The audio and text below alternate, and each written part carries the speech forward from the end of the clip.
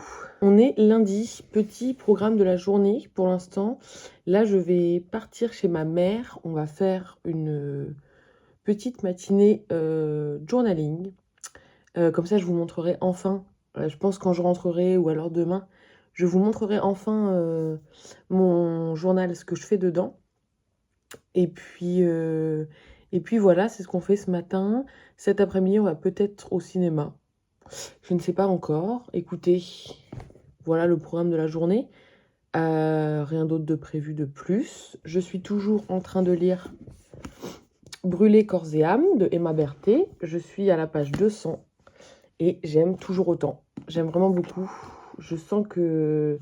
J'espère que ça va continuer comme ça parce que je sens que je peux vraiment beaucoup aimer. J'aime bien parce que les personnages sont matures mais sans faire vieux.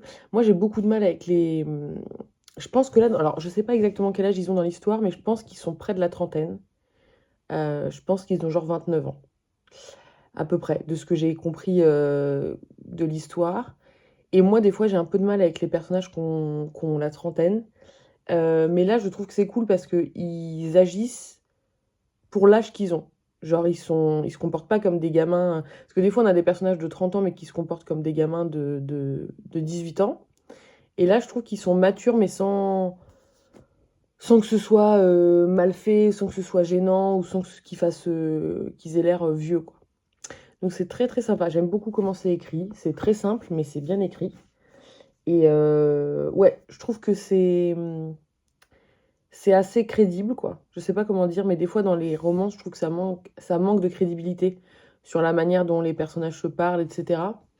Et là, je trouve que c'est assez crédible, donc c'est cool. Voilà pour le petit point de la matinée. Écoutez, moi je vais y aller et puis je vous reprends après.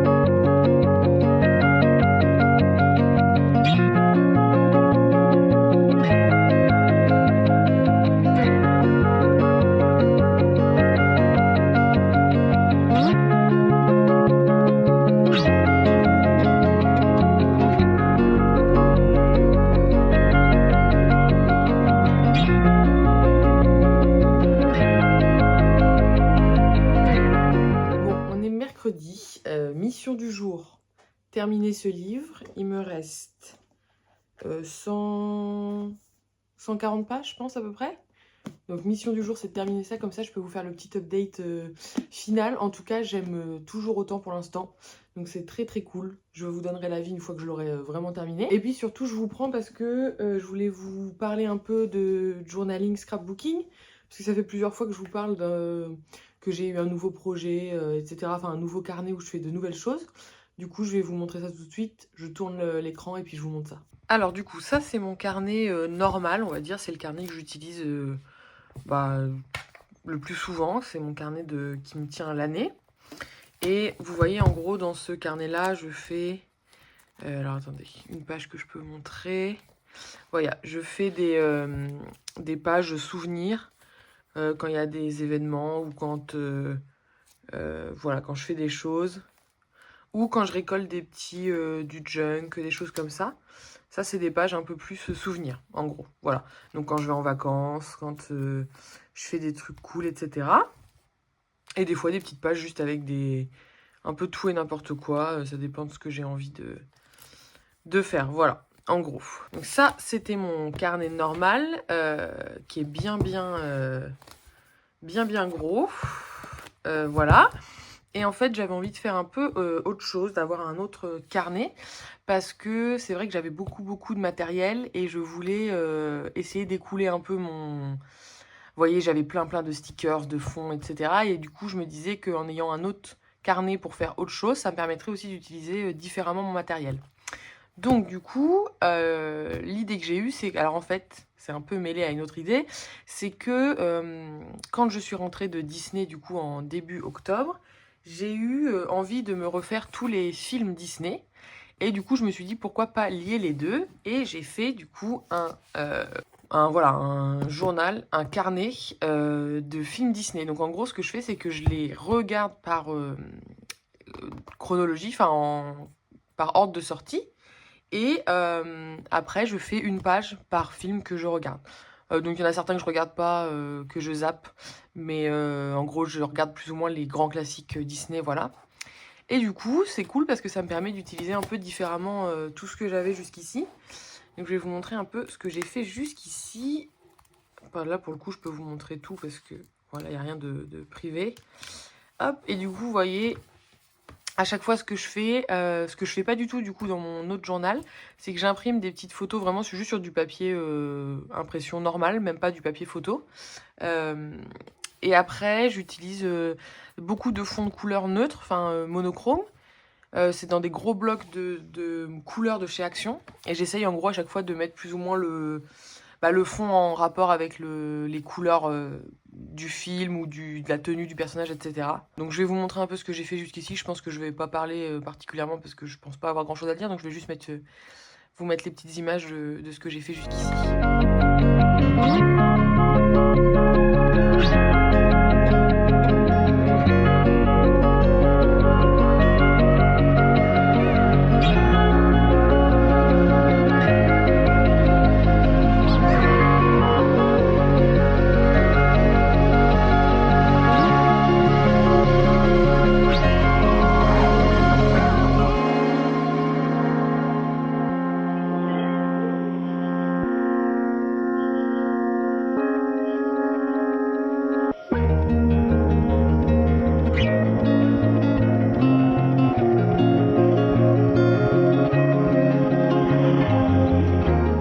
Et voilà, donc ça c'est la dernière que j'ai faite là pour l'instant. Donc ouais, en gros, comme d'habitude, la plupart des trucs viennent de chez Action, la plupart des stickers viennent de chez Action. Les fonds de couleur, pareil, c'est Action. Souvent les fonds avec des paillettes, ça vient de chez Teddy. Et puis après, voilà, même les masking tape, etc. en général, c'est plutôt Action. Alors le seul petit truc un peu particulier, c'est que du coup, j'avais pas de stickers vraiment Disney. Donc en fait, à Action, je me suis acheté un... Alors je vais vous montrer ça juste après, mais je me suis acheté un... En fait, c'est un gros carnet de coloriage, mais dedans, il y a quelques stickers Disney. Et j'ai acheté aussi des petites planches de stickers avec les princesses.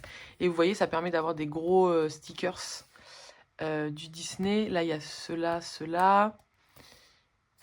Tous ceux avec les princesses, les petites souris. Le chat, le lapin, Alice ici. Voilà, le reste, c'est du planche normale que je pique un peu dans tout ce que j'ai de stickers. Mais voilà, les gros stickers vraiment thématiques Disney. Je les ai achetés à Action aussi, donc je vais vous montrer ça.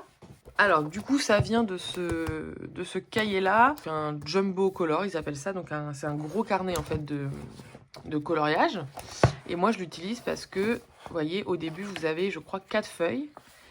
Avec... Bon, c'est un peu découpé et tout, c'est pas très... voilà. Et vous avez 4 feuilles comme ça.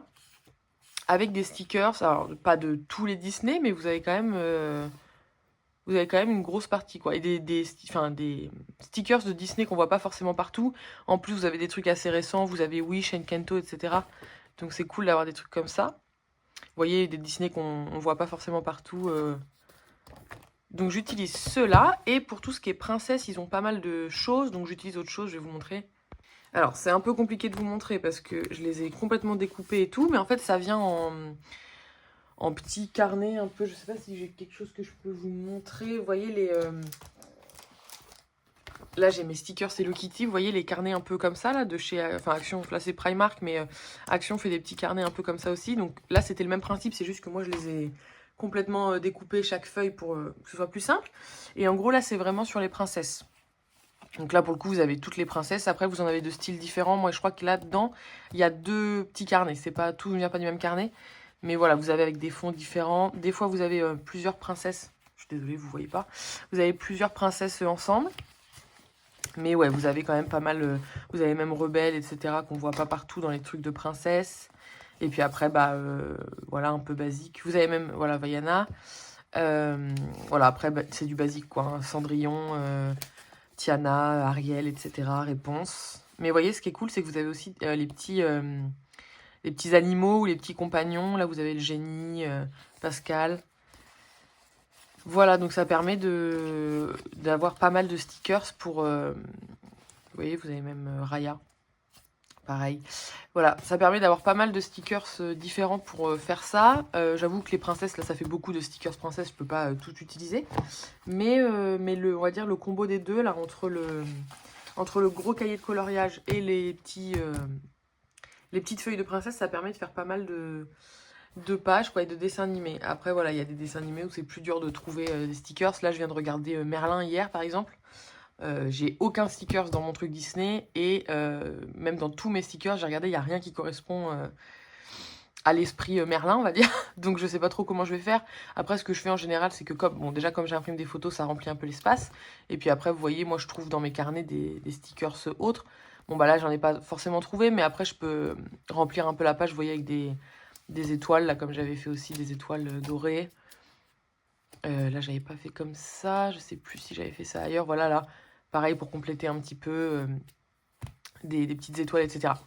Donc voilà, je voulais vous montrer ça parce que je suis contente de faire ça. Ça me permet d'utiliser différemment mon matériel, d'écouler un peu mes stocks aussi, même si je trouve que là, j'en suis arrivée à une collection raisonnable, on va dire, par rapport à la quantité de journaling que je fais. Donc ça va, je suis assez satisfaite. Mais ouais, ça permet voilà, de travailler, entre guillemets, c'est pas un travail, mais d'expérimenter de manière différente, je trouve, que ce que j'ai l'habitude de faire dans mon gros journal, on va dire, de la vie de tous les jours. Voilà, donc je pense que je vous montrerai au fur et à mesure quand j'avancerai dedans. Et puis mon gros carnet, là, mon gros journal, vous voyez, il est quand même pas mal épais. J'avais un peu comme idée d'attendre la fin d'année pour vous montrer un peu toutes les pages que j'ai faites dedans, enfin faire un petit tour d'horizon de ce que j'ai fait. Parce que du coup, là, bah, il va rester en gros des pages de Noël à faire. Je pense que là, en gros, il me reste peut-être 2, 3, 4 pages maximum peut-être à faire sur ce carnet. Donc je me disais, voilà, attendre un peu la fin d'année et puis vous faire un petit tour d'horizon de tout ce que j'ai fait. Et puis l'année prochaine, bah, je continuerai dans un autre carnet parce que là, ça va pas être possible. Sachant que je crois que je n'ai utilisé même pas la moitié. Parce que là, je suis à la page 78, 79 et je crois que c'est 250. Donc je suis pas du tout à la moitié du carnet, mais c'est vrai qu'après c'est plus possible au niveau de l'épaisseur. Même là, ça commence à être compliqué honnêtement sur cette phase-là de coller des choses. Parce que c'est tellement épais derrière que ça fonctionne plus, quoi. Donc voilà, écoutez, je vous ferai ce petit tour d'horizon à la fin de l'année. Et puis pour celui-là, je vous tiendrai au courant un peu au fur et à mesure. Voilà, voilà.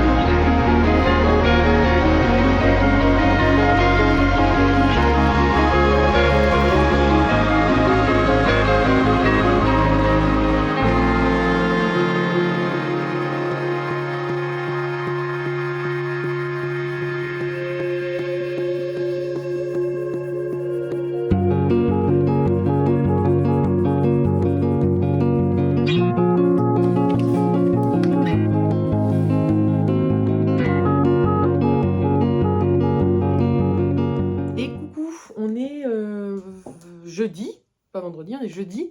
Je vous reprends pour vous faire le petit update final puisque du coup, j'ai terminé hier Brûler corps et âme de Emma Berthet.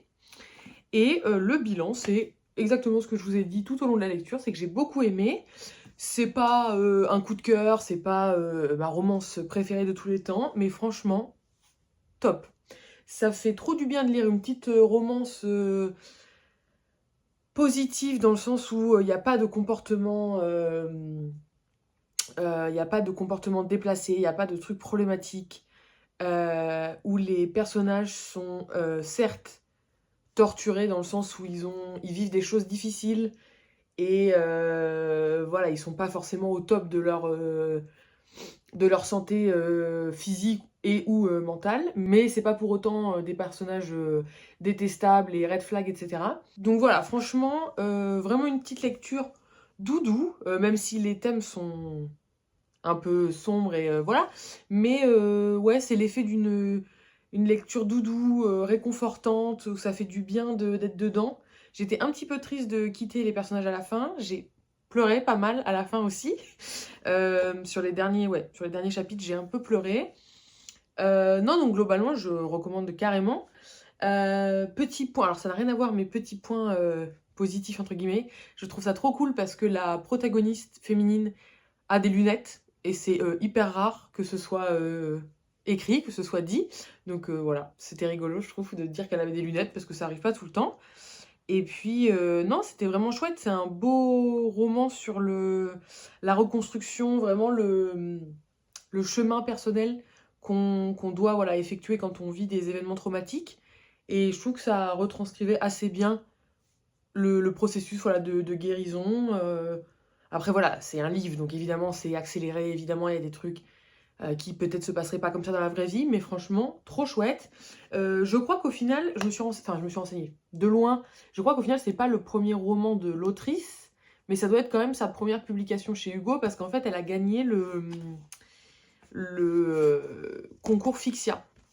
Et c'était le concours Fixia sur... je crois que le thème, c'était Green Flag, en fait. Et c'est ce concours qu'elle a gagné qui fait qu'elle a été publiée après chez Hugo. Donc franchement, ça donne envie de même de se renseigner sur ce qu'elle a écrit d'autre et tout. Vraiment, le personnage masculin, si vous cherchez un personnage masculin qui est pas red flag, qui est... Enfin, je trouve qu'il était très... Ouais, il était positif, quoi, dans le sens où c'est cool de voir un personnage où il n'y a pas un moment... Parce que des fois, il y a des personnages qui sont censés être green flag sur le papier, mais qui font souffler un peu quand même à des passages. Là, je trouve que dans l'ensemble, il est hyper sain comme personnage, leur relation est hyper saine, même si évidemment il y a des rebondissements, il y a des choses qui font que ça va pas entre eux à des moments. Mais comme ils sont matures, qui parlent que... Enfin, même quand ils s'embrouillent ou quand il y a des choses négatives, ça va jamais dans le manque de respect, dans le... Ouais, ça va jamais dans le très grave, quoi. C'est toujours des choses qui peuvent se régler. Donc franchement, très très chouette. Après voilà, comme dit, c'est pas, je le relirai pas, c'est pas le livre qui va me marquer sur cette année.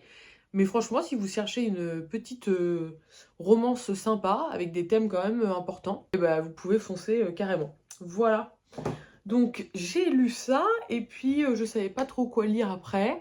Et donc j'ai repris un livre que j'avais commencé déjà il y a peut-être 2 mois, je pense, que je vous avais déjà présenté dans les tout premiers vlogs, je crois. Je l'avais commencé, mais je l'ai pas terminé. Mais en fait, c'est pas très grave, puisque c'est un livre qui se... C'est pas un roman, donc c'est pas une histoire à suivre. Du coup, c'est un livre sur le Titanic qui s'appelle Le Titanic, vérité et légende de Gérard Pioufre. Voilà. Et donc en fait, ça c'est une petite... Alors, je suppose que c'est une collection où il y en a plusieurs, parce que moi j'en ai un autre de cette collection-là, Vérité et légende, sur Versailles, et c'est trop chouette parce que... Donc en gros, à chaque fois, il y a un thème, un sujet. Alors, j'en connais que 2, donc je sais pas si c'est une collection qui est étendue ou pas. Mais en gros, vous avez un thème, donc là, le Titanic, et puis en fait, chaque chapitre est une question. En gros, soit une légende, ou une rumeur, ou une phrase qu'on entend souvent à propos du thème. Et dans le chapitre, en quelques pages, hein, à chaque fois, les chapitres sont assez courts, genre c'est 5 pages maximum, je dirais. Et ben, l'auteur va essayer d'y répondre, de montrer si c'était vrai ou pas, et puis d'apporter un peu de théorie et de connaissances. Voilà. Donc là, c'est sur le Titanic. Il y a une trentaine, je crois. À peine 30 questions, 30 chapitres. Ouais, 30 tout pile. Voilà, donc bon, pas grand chose à vous raconter, hein, c'est un livre qui parle du Titanic. Mais voilà, ça faisait partie des livres du coup que je voulais finir parce que comme je l'avais démarré puis que je l'avais arrêté en cours, bon, je me suis dit, allez, je me le fais et puis ça va aller vite parce que là, par exemple, il me reste plus que 80 pages, donc j'aimerais le finir aujourd'hui. Je sais pas si je vais le finir aujourd'hui, mais au pire demain matin. Et puis comme ça fait un livre enlevé de ma palle quand même, parce que je suis toujours dans l'objectif, voilà, de lire le maximum de livres avant Noël, avant de recevoir des nouveaux livres. Là, c'est un essai, ça se lit vite, c'est pas prise de tête. Donc, voilà pour ça. Je sais pas si je vous ferai un update final sur ce livre ou pas, parce que j'ai pas vraiment d'avis à donner. Enfin, c'est même pas comme si c'était un essai qui défendait une théorie ou quoi, juste c'est des faits, quoi. l'auteur il apporte des faits, enfin raconte les événements, etc. Donc bon, je pense pas que je vous ferai d'update, mais je vous reprendrai peut-être demain, ou je sais pas si ce week-end je pourrais vous reprendre. Mais voilà, je verrai, peut-être pour vous raconter 2-3 trucs. Si j'ai lu autre chose entre-temps, parce que j'ai acheté des mangas, j'aimerais bien aussi rattraper un peu mon retard dans les revues que je vous ai présentées l'autre fois, là, les revues Cometa, j'aimerais bien un peu rattraper mon retard. Donc écoutez, voilà, pour l'instant je suis assez contente de comment j'avance sur ma palle de novembre et décembre, du coup ma palle avant Noël, même si je la compte jusqu'à fin décembre. Bon, j'ai quand même beaucoup de livres qui me restent à lire, notamment parce que au FNR j'ai acheté pas mal de choses, mais je pense que je peux réussir à diminuer vraiment la palle correctement, sachant que dedans il y a quand même 2 livres de Noël, donc ça je sais qu'ils seront lus forcément en décembre au moment de Noël.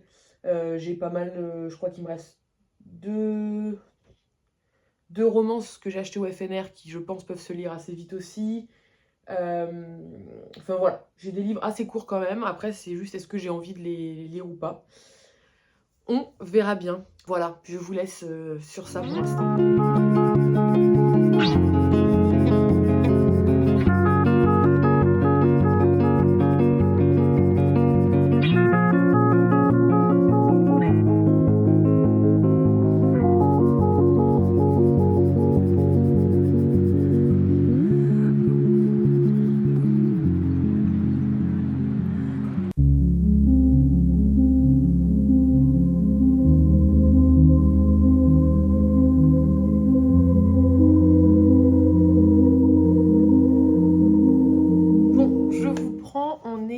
Vendredi soir, il est un peu tard, donc je pense que l'éclairage est un peu catastrophique, etc. Je suis désolée, mais je pense pas que j'aurai le temps de vous reprendre ce week-end. Je pense pas que je pourrai. Du coup, je me suis dit, bah tant pis, je le fais maintenant. Et puis comme ça, au moins, j'aurai clôturé la vidéo. Si jamais j'ai pas le temps de vous reprendre d'ici là, et puis si jamais je peux, et bah je vous reprendrai pour vous dire ce que j'ai à vous dire. Mais comme ça, je clôture ce soir au cas où, on va dire. Alors du coup, j'ai pas spécialement énormément de trucs à dire. Le seul truc, c'est que ce matin, j'ai terminé le livre que je lisais du coup sur le Titanic. Comme je disais, il me restait pas beaucoup de pages, donc je l'ai terminé assez vite. Pas vraiment d'update à vous dire parce que voilà, c'est pas un roman, c'est pas voilà, c'est pas une histoire, donc je peux pas vraiment vous donner d'avis. Je trouve que c'est un livre qui est très compréhensible. Si c'est un sujet qui vous intéresse, c'est hyper accessible. Moi, j'ai trouvé ça intéressant parce que c'est un sujet que j'aime bien. Comme je vous disais, c'est une collection. Moi, j'ai aussi sur le château de Versailles. C'est une collection que je pense, enfin, que je vous recommande parce que je trouve qu'elle est bien faite, en tout cas pour les deux que j'ai lus. Faudrait que je me renseigne d'ailleurs, c'est sur les autres livres de la même collection. Il y aurait peut-être des choses qui m'intéresseraient. Mais en tout cas, voilà, c'était un livre assez intéressant sur le Titanic. Même si, voilà, alors des fois, c'est beaucoup de termes techniques. Alors, ça reste toujours compréhensible, c'est bien expliqué, etc. Mais c'est beaucoup voilà, de termes techniques. Il y a certains chapitres, enfin, c'est beaucoup de noms, de termes marins, etc., etc. Bon, j'avoue que des fois, ou alors quand c'est des grandes énumérations de trucs, bon, on n'y comprend pas forcément grand-chose, entre guillemets. Mais voilà, ça reste intéressant, je trouve que c'est bien fait. Le système de chapitres fonctionne bien, une question par chapitre sur un thème différent. Voilà, j'ai trouvé que c'était assez complet. J'essaye de réfléchir, est-ce qu'il y a des thèmes qui n'étaient pas trop abordés. Peut-être que ça aurait été sympa, un chapitre un peu plus concentré sur...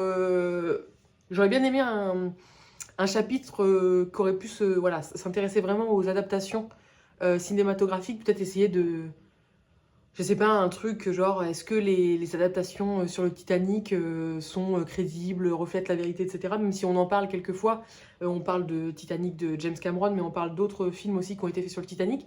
Mais c'est vrai que ça aurait pu être sympa de faire un chapitre consacré à ça, parce que c'est aussi quand même grâce à toutes ces œuvres que la légende du Titanic continue voilà, de perdurer. Mais voilà, sinon c'était très sympa. Si le thème vous intéresse, vous pouvez y aller carrément. Et du coup, après ça, j'ai commencé un livre. Je vais vous en parler juste rapidement parce que j'ai vraiment lu même pas un chapitre.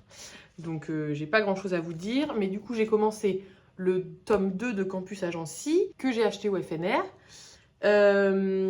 Donc là, on suit. Alors, si vous avez lu le tome 1, là, on suit cette fois Alba, qui est la meilleure amie de Maddie du tome 1, qui fait aussi partie de l'agence. Pour ceux qui ne connaissent pas, c'est deux copines qui ont une agence. L'une est plus spécialisée sur la lecture du langage corporel, de ce que le corps dit. Et l'autre est plus dans tout ce qui va être détective privé. Et du coup, elles ont monté un petit business où les étudiants de la fac les payent pour résoudre des mystères, des secrets, des mensonges, etc. Du coup, dans ce tome 2, on suit Alba, celle qui est détective privée. Et la romance, c'est entre elle et Nate. Je crois que c'est ça son nom, ouais, Nate, qui est son meilleur ami, mais qui est aussi un mec de l'équipe de Cameron, je crois que c'était ça. Cameron dans le tome 1, le protagoniste masculin du tome 1. Voilà. J'avais assez hâte de lire celui-là parce que les deux personnages, c'était les personnages que j'avais beaucoup aimés dans le tome 1 déjà. Parce que le tome 1, voilà, j'avais bien aimé, mais ça m'avait pas waouh. Les personnages, je les ai bien aimés, mais sans plus. Mais par contre, j'aimais beaucoup Nate et j'aimais beaucoup aussi Alba dans le tome 1. Donc j'ai hâte un peu de voir à quoi ça va ressembler. Voilà, je pense que je vous en parlerai plus du coup dans le prochain vlog. Comme ça, lundi prochain, quand je démarrerai le vlog, je vous ferai un petit résumé de ce dont ça parle. Parce que là, honnêtement, j'en sais rien. Et j'ai pas lu le résumé, donc je sais pas de quoi ça parle. Et voilà, je vous ferai le petit résumé, je vous dirai un peu où j'en suis selon ce que j'ai lu ce week-end, selon ce que j'ai avancé. Et puis voilà, en gros, pour le petit update final de cette semaine. Voilà, demain, on va faire les cadeaux de Noël, enfin continuer à faire des cadeaux de Noël. Et on va voir Wicked au cinéma. Donc je suis trop contente. J'attendais tellement cette sortie. J'ai trop hâte. Peut-être que je vous en parlerai lundi. Je ne sais pas. C'est vrai que je me disais, même cette semaine, je vous parle pas trop des films ou des séries que je regarde. Je vous ai parlé, je crois que c'était dans le vlog précédent, d'un documentaire que j'ai regardé. Et c'est vrai que j'aimerais bien peut-être vous parler un petit peu plus aussi de tout ça, parce que c'est des choses que j'aime aussi. Après, voilà, juste vous parler des choses que j'ai bien aimées, des films que j'ai bien aimés, etc. Ça pourrait être cool. Voilà, écoutez, on verra comment ça évolue. En tout cas, j'ai trop hâte d'être demain. Donc voilà, en gros, écoutez, je vous dis, si c'est la dernière fois que je vous prends de la semaine, je vous dis merci d'avoir regardé. J'espère que ça vous a plu. N'hésitez pas à laisser des petits commentaires pour me dire ce que vous lisez ou ce que vous avez envie de me dire. Et puis, je vous souhaite une bonne semaine, un bon week-end, selon quand est-ce que vous regardez ça. Et je vous dis à la semaine prochaine.